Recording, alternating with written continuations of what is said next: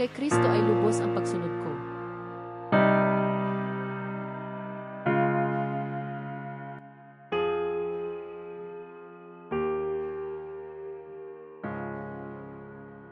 Si Jesus at ang kanyang mga alagad ay nagpunta sa nayon ng Cesarea na sakop ng Filipos. Habang sila'y naglalakad, tinanong niya ang kanyang mga alagad, "Ano ang sinasabi ng mga tao tungkol sa akin?" Sumagot sila, "Ang sabi po ng ilan, kayo daw po si Juan na tagapagbautismo. Sabi naman ng iba, si Elias daw kayo. May nagsasabi ring isa raw kayo sa mga propeta. Ngunit kayo naman, ano ang sinasabi ninyo kung sino ako?" Tanong niya. Sumagot si Pedro, "Kayo po ang Kristo. Huwag ninyong sasabihin kanino man kung sino ako." Mahigpit na utos niya sa kanila. Mula noon, itinuro ni Jesus sa mga alagad ang mangyayari sa kanya.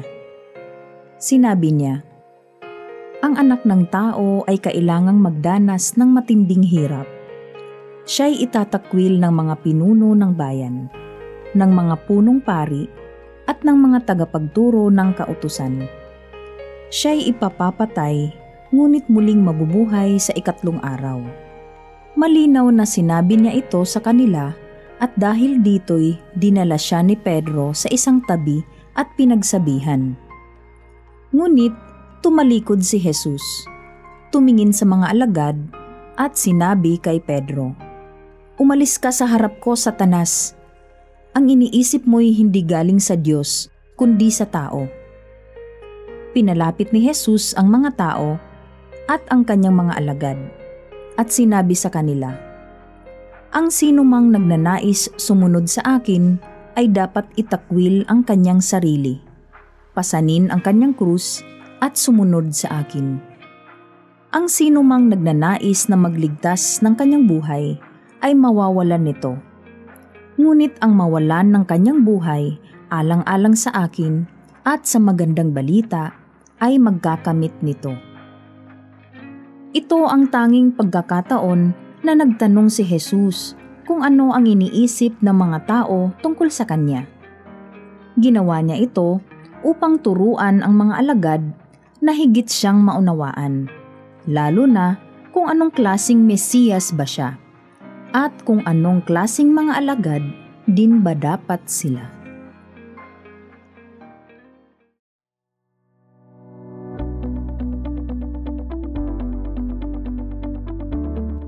Ayon sa Katesismo ng Iglesia Katolika, tinanggap ni Jesus ang pahayag ng pananampalataya ni Pedro na kumikilala sa kanyang pagka-Mesiyas habang ibinabalita ang napipintong paghihirap ng anak ng tao. Ipinahayag niya ang tunay na kabuluhan ng kanyang pagka-Mesiyas at pagiging anak ng tao na bumaba mula sa langit, habang binabanggit ang kanyang misyong magtubos bilang aliping naghihirap. Ang anak ng tao ay hindi naparito upang paglingkuran, kundi maglingkod, at ibigay ang kanyang buhay sa ikatutubos ng marami. Dahil dito, ang tunay na kahulugan ng kanyang pagkahari ay di ipinahayag, kundi sa krus. Pagkaraan lamang ng kanyang muling pagkabuhay, ang kanyang pagkaharing mesiyaniko ay maaaring ipabantog ni Pedro sa bayan ng Diyos. Alamin ninyong tiyak, kayong buong sambayanan ng Israel, na ang Jesus na inyong ipinako sa krus ay ginawa ng Diyos na maging Panginoon at Kristo. Kung ikaw ang tatanungin ni Jesus, "Ngunit kayo naman, ano ang sinasabi ninyo kung sino ako?" Ano ang isasagot mo sa kanya?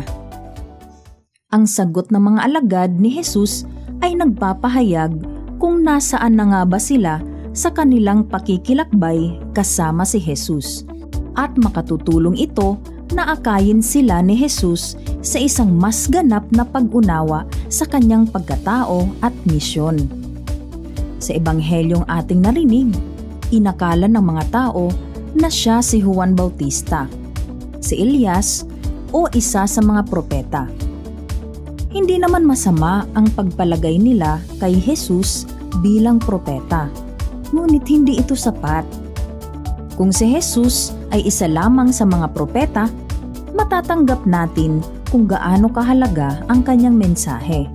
Ngunit maghihintay pa rin tayo sa tunay na sugo na magpaparanas ng presensya at pagkilos ng Diyos. Ipinapaunawa sa atin na si Jesus ay ang pagpapahayag ng pag-ibig ng Diyos at ang katuparan ng pagnanais ng Diyos na mailigtas tayo.